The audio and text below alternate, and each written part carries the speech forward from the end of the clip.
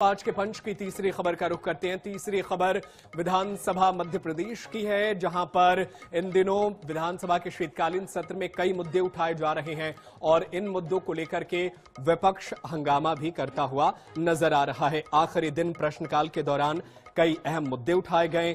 कांग्रेस विधायक चंदा सुरेंद्र सिंह गौर ने खरगापुर क्षेत्र में कई जगहों पर विद्युतीकरण न होने का सवाल उठाया। उनका आरोप था कि निर्देश देने के बावजूद अधिकारियों ने काम शुरू नहीं किया।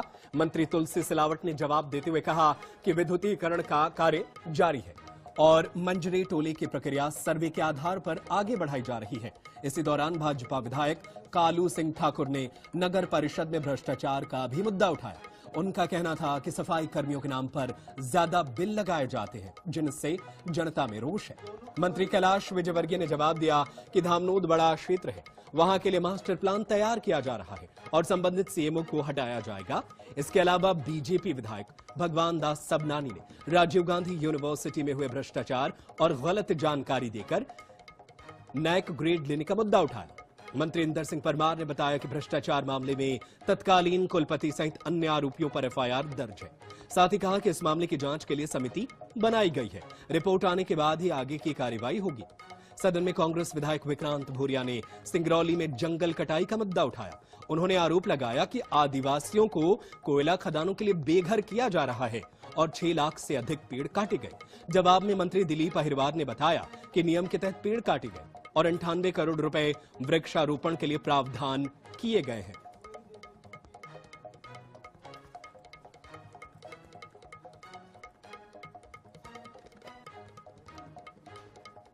और चलिए इसी खबर पर ज्यादा जानकारी के लिए हम अपने सहयोगी का रुख कर लेते हैं। हमारे साथ अंकुश मौर्य जुड़े हुए हैं। अंकुश, आज आखिरी दिन था और विधानसभा में किन किन मुद्दों को लेकर के जोरदार हंगामा हुआ।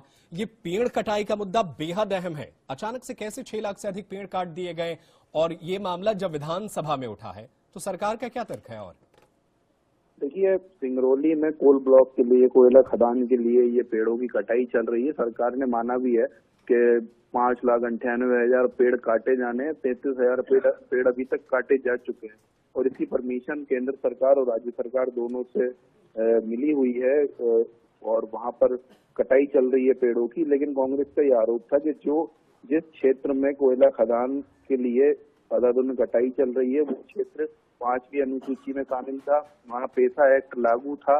2023 तक लोकसभा में जब ये सवाल हुआ था तो कोयला मंत्रालय ने जवाब दिया था कि हाँ, 5वीं अनुसूची में वो क्षेत्र शामिल था।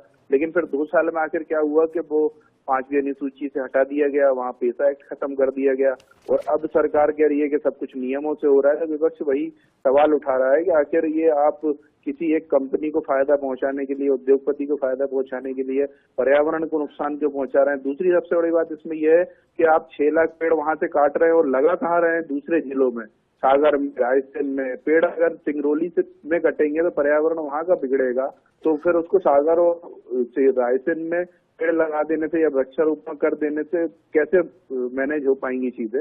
पर्यावरण को कैसे आप मेंटेन कर पाओगे? ये बड़ा सवाल है और इस पर काफी हंगामा भी हुआ, वॉकआउट भी हुआ।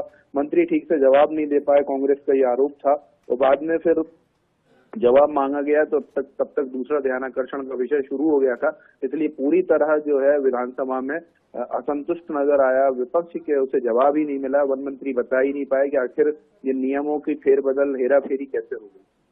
बिल्कुल, ये अहम सवाल है, इस पर जवाब का तो इंतजार रहेगा। बेहद हैरान करने वाली बात है कि पेड़ कटेंगे सिंगरौली में और पेड़ लगाए जाएंगे सागर जैसे जिले में, तो सिंगरौली वालों का आखिर इसमें गलती क्या है कि इस तरीके से व्यवहार किया जा रहा है? इस पर जवाब लेने की कोशिश की जाएगी। बहुत शुक्रिया अंकुश मौर्य, तमाम जानकारी के लिए। आप बने रहिएगा, आगे भी आपसे जानकारी हासिल करते रहेंगे।